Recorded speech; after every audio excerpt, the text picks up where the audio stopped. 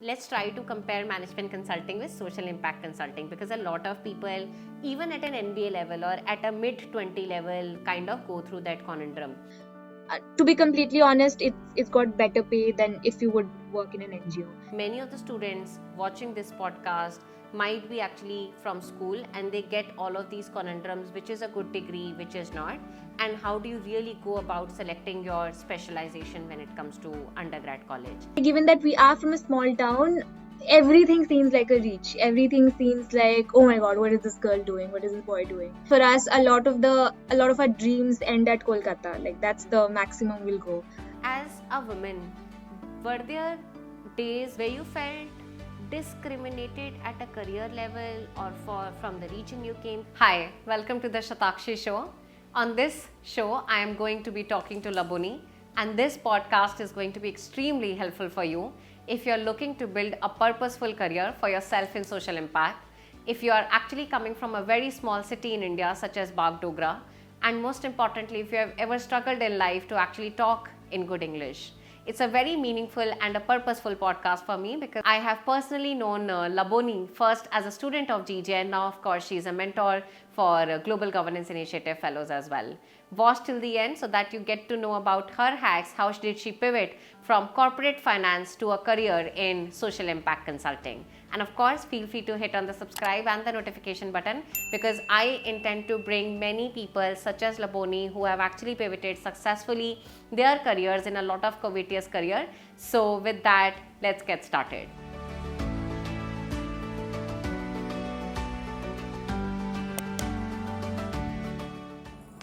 Hello Laboni, welcome to the Shatakshi Show. Very excited to have you on this show. This is personally a very meaningful podcast for me because I've known you since almost 4 years now.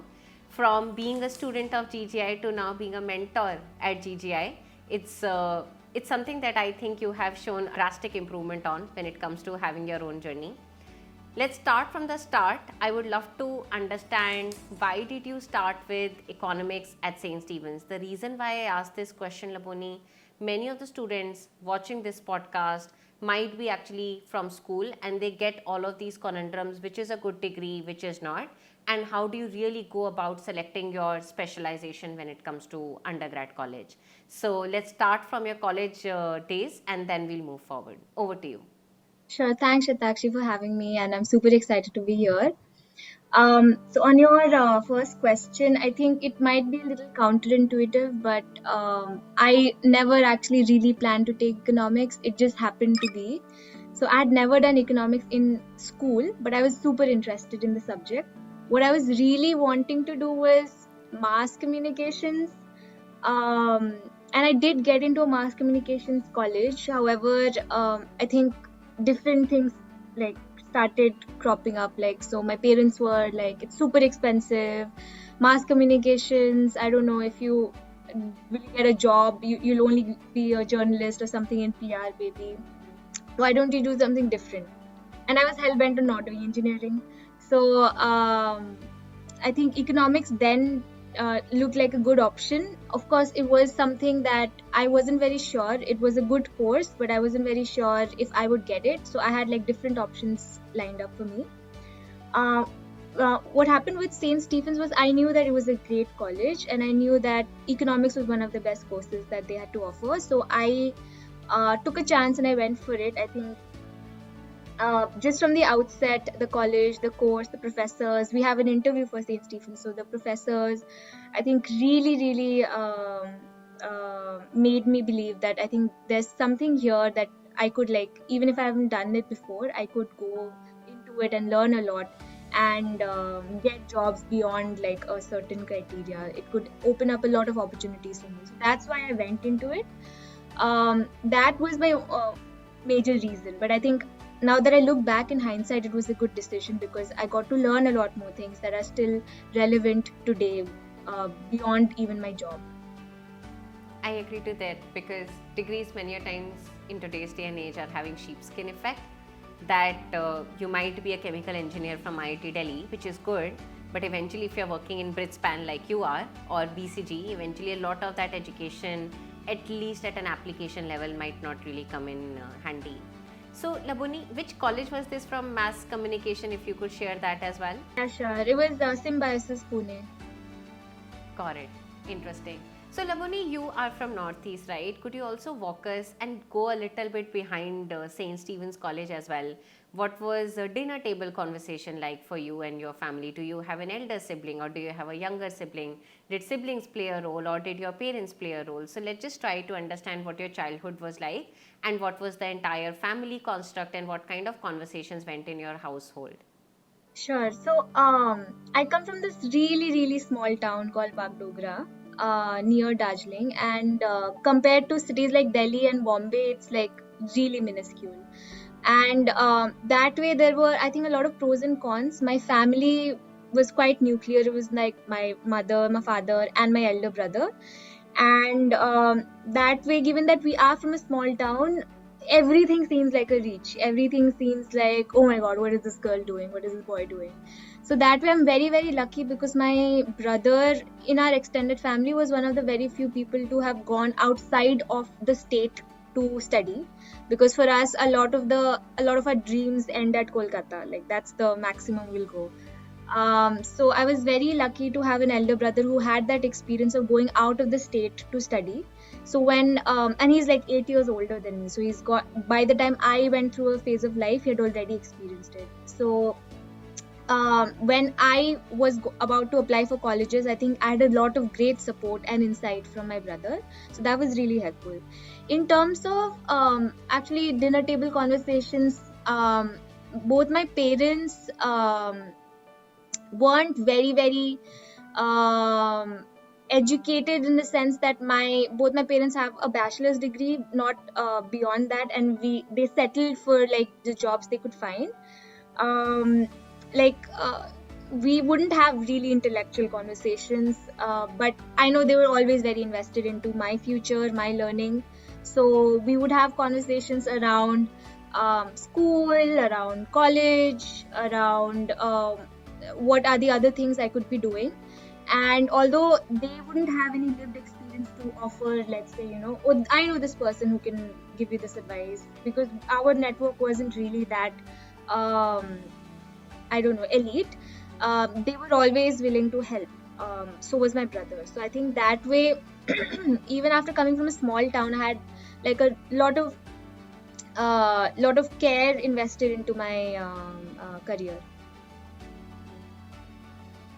Got it. That's very beautiful articulation. You know Subhashish Bhadra, right? He was in fact a year senior to me from St. Stephen's College. In fact, yesterday I was taking his podcast as well. And we realized that he also had an elder brother who played a very strong role in creating a cushion for him and in fact guiding him. I sense the same for you. In fact, I was really fortunate to have that myself. And I typically say that Shatakshi Show is all about having that elder brother or sister which you couldn't have in your family, but at least through this show you get some information about your career. So Laboni, as a woman, were there days or did you encounter incidents early in your life, either in Northeast in Bagdogra or in Delhi, where you felt discriminated at a career level or from the region you came? The reason I ask that is because there are very few women, at least I have encountered, who come from places like you do and who are doing really well in social impact and consulting space. So were there any incidents that you would want to share? So thanks for that question, Shatakshi. I think that's a really important one. I have been very lucky that I have not faced any explicit discrimination because of a lot of things, I think. One is, even though I come from a small town, I can speak decent English, which I have seen a lot of my friends struggling with. And I mean, it's a superficial world, so we often tend to judge a lot of people based on their appearance, their looks, the way they speak. So that way, I have never been explicitly discriminated against because of my English. Social skills matter, but yeah, like, I think I have never faced that situation, although I know a lot of friends who have in their workspaces, in college, just based on where they come from, based on their their ability, their ability to raise a voice, stand for themselves. I think they have faced a lot of discrimination, where things like not being able to present a piece of work that they did, or not being able to crack an interview, or not being able to crack some part of the problem in their workspace because of biases against them. But yeah, I would like to call out that I haven't faced any first hand experience of that, and I'm very very grateful for that. Correct. Laboni, you raise a very important point about ability to speak fluent English in India. And as shallow as it may sound, the practical reality is if someone speaks fluent English, he or she is also perceived as intelligent in our society, which is just not the right way of actually correlating data points, right? So just trying to understand, in fact, a lot of people ask me as well how to speak good English like you. Where did you pick up speaking good English? Was it once again home, or did you think that it was your schooling in Bagdogra, or do you think St. Stephen's also played a role? If we could just really deconstruct that ability to speak good English. So I went to a private school again.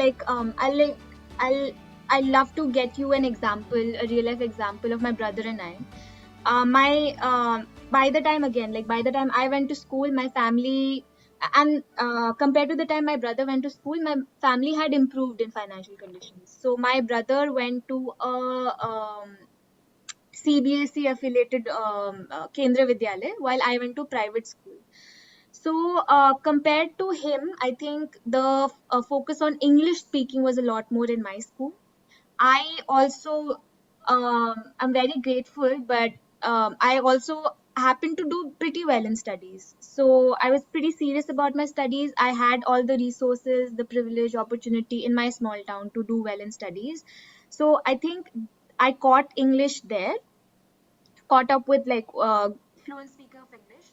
So and a lot of the times, whichever institution we go to, whether it's a workplace or a college, I think it happens to affect you in the sense the peers you're around, the faculty you are with, the kind of environment you're around. So it also has a polishing effect on you. So given that I was also lucky enough to go get the opportunity to go to premier institutions like Stephens, I worked at the bank, I'm also working at a consulting firm.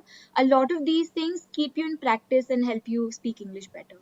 Now, compared to my brother who went to a Kendra Vidyalaya, who did not have as many resources as I did while growing up, I think um, he speaks decent English, but you can sense that he's not a very good English speaker. So he still makes some mistakes, and so whenever we go to a restaurant, I feel that difference, and I understand how privilege plays a role, how even within the same family that plays a role. So I think it's a factor of a different mix of things, whether English speaking was a focus in your school, English speaking was a focus in your college, whether you had the resources and the time to actually spend on listening and speaking English with each other. So if you don't have that, I think like you won't be able to speak a lot of good English, which is fine. But again, like you said, it's a superficial world, and we often tend to judge people on their ability to speak English. Correct. I completely agree to that answer, that many a times your school play a very important role for you to pick up the good communication skills. But because a lot of people are actually going to watch this podcast, I just wanted to also share there are few examples that I have seen in my life who eventually picked up good English just by surrounding themselves in good community later on, right? But that of course needed a lot of extra effort at their end. And point number 2, I really admire what you said about candidly about your brother, and I always say that elder brothers and sisters play just such a good role at guiding us, and at the same time they do realize that they didn't many a time have the resources that we were eventually blessed with. So perhaps this podcast is dedicated to all the elder brothers and sisters who kind of take a shot at themselves to protect their younger siblings. With that, let's talk about your journey at St. Stephen's College. So Laboni, for me, I believe in the hindsight more than the skills and of course the prestigious network. I genuinely believe that St. Stephen's College at the heart of things made me a liberal thinker and a more courageous decision maker as well. I still remember morning assemblies where the principal would say that don't build a CV for CV point of view, get experiences to actually enhance your world's perspective. What kind of, I would say, experiences did you gather at St. Stephen's College? Do you think that kind of institute changed your perspectives overall in life? It's okay if it didn't as well, but I'm just trying to think from someone's perspective who is once again at the cusp of school and college and just really trying to build decisions there. Sure. So I think St. Stephen's had a very big role to play in my life and where I am right now. I think most of all, it taught me a very big lesson in humility. Again, like, because I came from a small place, everything, and I happen to have the resources to do well. I used to think I'm invincible. I'm the best. Nothing can happen. But when I came to St. Stephen's, I think because it's one of the premier institutions of the college of the country, and it tends to attract a lot of really good people, really good brains.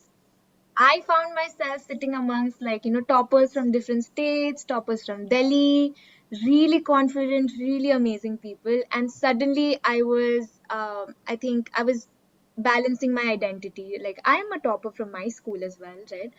Um, so the number one thing that it taught me was humility. There were lots of ups and even more downs during college, where I really got put in my place, whether it's in the classroom or outside it. I got to learn a lot of things. So yeah, humility was one. Second was just building the capacity to learn. It was also, given that economics is not something that I had done earlier within the classroom, it was often very challenging for me to grasp a lot of these concepts that other people would, like, very innately get. So building that capacity, building that appetite to learn, to understand things, development economics was my favorite. So and thankfully that came in the third year when I had built that capacity. So building that capacity to learn and learn continuously was the second thing. And third was just engaging. Like, I often felt, because I felt like, oh my god, maybe I'm not as smart as other people, I shouldn't speak. I think that was the third thing, like, that really took me a lot of time to build, because I always had this sense that maybe I shouldn't speak. But in a couple in towards my last years, I think I had the support of a lot of peers, a lot of professors, to actually start putting my argument as well. So these are things that I've started to, like, really appreciate even now as I move forward. So yeah, humility, ability to capacity to learn, and ability to speak for myself, ability to share arguments, whether or not I'm the smartest person in the room, doesn't matter. I think those are the things that Stephens has taught me really, really a lot. Got it. Your journey kind of made me reminisce about mine as well. I remember being really overwhelmed. I came from a tier 2 city myself to college, and I remember St. Stephen's, I'm not sure for what reasons, could be really overwhelming because people from major cities are there. And in the hindsight, I also believe, and I wanted to say this and taking this opportunity, that just because someone is doing good in college doesn't mean he or she will do good outside as well. That's not to say that they will not, but there is very less correlation between academia and doing good outside. And I'm saying this because a lot of undergrads might be watching this and they might be going through this entire phase of FOMO. So no guarantee just because someone is just looking cool on campus may actually do good outside. With that, let's now talk about your corporate banking career, Laboni. Why did you choose it? What was it like? And most importantly, why did you decide to quit? This just happened to be, it wasn't something I had planned. I come from a family where I had a lot of support, but I also wanted to take a break and support my parents and my brother for a bit, even though they didn't actually actively need it. So I wanted, first of all, after college, I wanted to at least work for a couple of years and work in an area, or work in a field which I was interested in, and I wasn't starving myself, in the sense that a lot of people tend to do really great things, but it might come at a cost. I didn't want to do that, so I wanted to do something that is interesting and pays well. So then I worked at City for 2 years. So City just happened to be, and I'm really, really grateful that it did, because it opened up a lot more of opportunities, even like work wise, also personal wise. It helped me like I was spending for myself with my own money for the first time, which is this great, amazing feeling. So that's how City happened. And in the last year of my college. So I started working at City in 2018, July of 2018. I think it was a great experience overall, but in a nutshell, it wasn't something I plan to do forever, because finance was super interesting. Some of the things I found really interesting. Some products were really interesting. We were working in corporate banking, but I did notice that it's a lot of people who quit the bank go to another bank, and I knew that finance may not be something I want to do for a really long time. So if I stayed longer, I would probably be stuck in finance, which may not have been the case, but that's what I felt. Why I decided to quit? So this again, I in my time at Stephens, I think I saw a lot of examples and a lot of experiences that shaped my view towards the social sector. I think that, I started believing that that's something really important that I could work at and I'm interested in. So I thought, why not give that a chance? And I know finance is not something I want to do for a really long time. So in 2020, and I remember having this conversation with you as well, I was not very sure. In 2020, I decided to take a leap of faith and transition, do something else, do something in the social sector, understand the social sector better, and find a path there. So I think City was great. A lot of people were also very supportive of my decision within City to quit and do something do something else in the social sector. Got it. I can really relate to that emotion because if not in corporate banking, I was working in a strategy role in an e-commerce firm when there was a strong urge in me that I want to actually use my intelligence, my wits and my skills for something much more positive in the society, and that is when I moved towards the Government of India advisory role. So in your case, Laboni, for example, I remember meeting you somewhere around 2020 for a masterclass, and after that, of course, we had many more masterclasses together. If someone is also stuck in either corporate banking, right, or let's say in finance or in marketing or many main functional roles, what are 3 things that you did because of which you were able to move towards not just social impact but social impact consulting? It's a very rare move, by the way. Many people from investment banking move towards consulting, right, successfully. You move from corporate banking to social impact consulting. What are few things you did that you could share with others as well? 2020, when I made the decision that this year is the year that I want to move out, maybe not in February, but maybe in September. But there were a couple of things that, again, now that I look back, I don't think I actually really planned, but things that really helped, right? So one was starting to look for opportunities, starting to understand the sector. I remember your policy consulting class, GGI policy consulting masterclass, was the first of the initiatives that I decided I should look at. What's policy consulting? Let me just know what it is, right?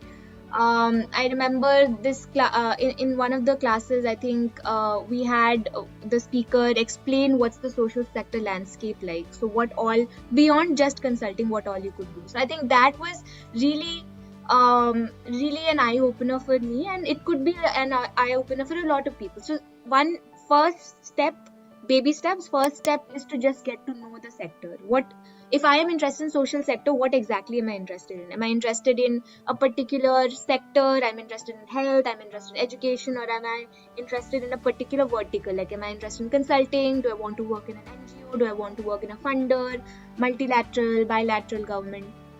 So that really helped. So first step was getting to know the sector. Second was, once I got to know the sector a little, start like, and I was still working, so I started doing pro bono internships, pro bono work. So there were a couple of people I just reached out on LinkedIn, and I'm so grateful that they responded.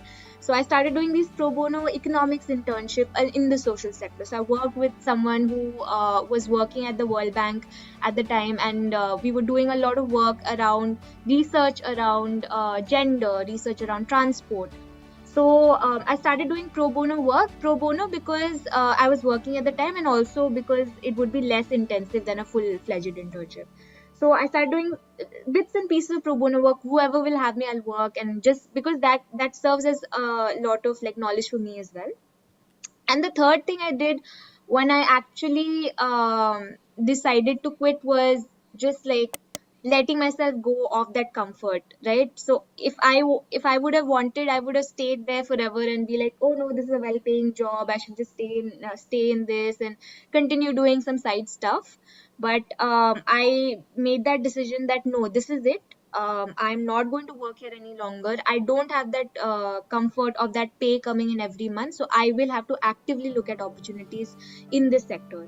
So, yeah, start with knowing the sector, doing some pro bono work, getting some work experience around the sector, and then actually cut yourself off and like take that leap and take that decision to do something in that space. Apply for jobs, apply for courses if you want, just like get in. Correct. Let's now talk about your entry into Bridgespan, right? So, what made you enter? So, once again, really deconstructing the entire process. Did you apply on website? Did you have referral? If when you were sitting in the interview, what kind of preparation did you do? Did you do it by yourself, or did you had some help in some shape or format? So, let's try to understand about Bridgespan. And if you could very briefly talk about what is Bridgespan, a lot of people don't know about it. So, over to you. Sure. So let me start by talking about Bridgespan, and then I can talk about my journey. So, Bridgespan is a consulting firm basically, but in the non-profit sector. So, a brief history about it is that it was incubated at Bain and Company in 2000. In the year 2000, our founder was a Bain and Company managing director who decided to start Bridgespan because he saw that there's a lot of intelligence, a lot of insights sitting in the for-profit sector that could really help the non-profit sector. So Bridgespan was started in 2000, and in India it was started in 2016. So what we do is we do three things. One is advisory, second is knowledge, and third is capacity building. So in advisory, which is the chunkiest bit of our work, we work on advising clients such as nonprofits and philanthropic foundations around different strategic issue areas. So, for a philanthropic foundation, it could be grant making, it could be strategy. For a nonprofit, it could be scale up strategy, different problems they're trying to solve. In knowledge, we do a lot of research and publishing in the social sector. What are the needs of the social sector? And in capacity building, we also have a cohort based program where we build capacity of nonprofit leaders. So that's what we do in India today. We also have offices, of course, in the US and in South Africa and Singapore now. So that's Bridgespan in a nutshell. Now, how I came to know about Bridgespan was actually in college itself. When we were looking at different opportunities, different consulting firms. Bridgespan wasn't hiring undergrads then, but I did when I was looking at Bain and Company. I did come across Bridgespan, and I think what really interested me was that it's a non-profit consulting firm. So again, it's got all the perks of a consulting firm where you'll get to experience different clients, their work, and you'll be able to work on different clients. Plus, it's in the non-profit sector, which is really interesting. And given it's a consulting firm, there are also, to be completely honest, it's got better pay than if you would work in an NGO. I think that's a big consideration and a very valid consideration for a lot of people my age, where we want to do good, but we also don't want to completely empty our pockets. So I knew about Bridgespan early on, but at the end of my fellowship, so I went to Bangalore for this fellowship called the Urban Fellows Program. At the end of my fellowship, I got the opportunity to interview at Bridgespan. They had come to our campus, and that's how I got selected. Now about the process, there were around four case rounds.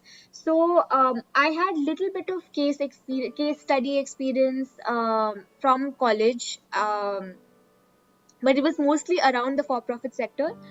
Again, like when I started delving into the social sector, your policy consulting class, there was some other classes I had attended. There was some other websites I went to that I looked at to prep, and I did this completely alone because I don't think like I had peers around me that were really interested in the consulting sector. So I refer to a lot of notes that I had collected, a lot of these YouTube videos, and a lot of these case practice sites for non-profit practice materials that helped me. Correct. I love that answer because I always say this myself, and I say this very candidly, even though I'm the co-founder of Global Governance Initiative. Only join GGI if you've failed after accessing material online. I always say this, if I was able to get into BCG myself without any external upskilling help, if you were able to get into Bridgespan largely at your own level by collecting all the materials yourself, then there is nothing better answer than that. So I really like that, because the fact of the matter is not everyone can afford, not everyone may have the time, not everyone may be able to get those CAT or GMAT scores that are, for example, required for Harvard Business School and many other schools as well. So let's now pivot and let's try to compare management consulting with social impact consulting, because a lot of people, even at an MBA level or at a mid-20 level, kind of go through that conundrum. So from your side, and I think safe bet would be comparing a life of a Bain versus a life at Bridgespan, at salary level, at hours level, at work satisfaction level, if you could do comparisons. Sure. So that's something we discuss quite a lot. So starting with just the salary.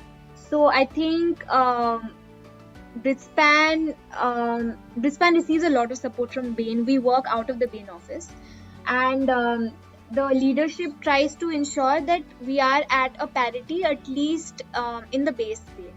So at a salary level, I am an associate consultant like me at Bridgespan would probably making at least around 95% of what an associate consultant at Bain would be making. However, as the levels go up, because Bain has a bonus component as well, variable components, we don't. So as the levels go up, the difference increases. So I think as you become a manager, as you become a partner at Bain, you would be earning a lot more than a manager or partner at Bridgespan. But again, calling out that this is because it's in the social sector, and also the pay isn't bad at Bridgespan. We keep having these conversations, and I'm personally like, I don't mind. I'm being paid pretty well. But yeah, so I think the pay is great, but if you compare with management consulting, it's lesser. In terms of work hours, Bridgespan has way better work hours than Bain. Again, because it's in the social sector, we don't have as critical, we do have deadlines, but we don't have as critical deadlines to push things out as Bain does. I think a lot of people at Bain, we've seen working really, really late hours, even working on the weekends because of the intensity of the client, intensity of their work. We sometimes, in some cases, work does spill over. We have like 80-hour weeks, 90-hour weeks sometimes. But overall, I think in a sustainability, in the sense of sustainability, Bridgespan is better. In terms of the work culture, I think we both Bain and Bridgespan have a very strong work culture where you have a lot of support. You have mentors, you have peers, you have these consistent reviews. I think that would be equal across Bain and Bridgespan, because we have like similar systems, we have similar support systems. I think that's pretty much same. Yeah. If I have to, I think these are the parameters for comparison. Other than that, of course, the kind of work that we do is pretty different. Correct. I can imagine Bain is putting in extra hours because of a lot of due diligences. At least amongst MBB, Bain picks up the maximum chunk of due diligence work. And I loved your sentence when you said that I am paid pretty well, I don't care, which is actually a mindset that I care about myself. I am not in the rat race of comparison, because when it comes to comparison, there will always be that somebody who is earning more than you. So it's just a long battle that you can never ever win. That's largely it from my side, Laboni. I had a very good time chatting with you, right from understanding about your dinner table conversations to how you are changing the world in your own way at Bridgespan. Happy to hear any last words for any young professional who is looking to build a career in social impact. So over to you.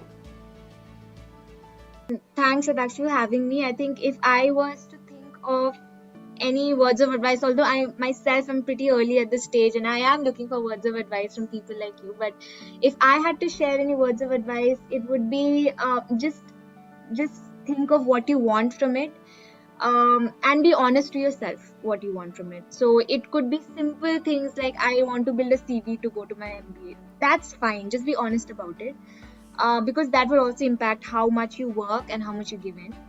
Like for me, I am in this sector because I'm very, very passionate about equity across gender, across caste, religion. That's really something that's close to my heart. That's why I'm here. Second would be, just I think your inference is actually really valid. Just don't compare yourself with what others are doing. It's also because they have their own reasons, they have their own pros and cons and challenges they're dealing with, which is why they're there.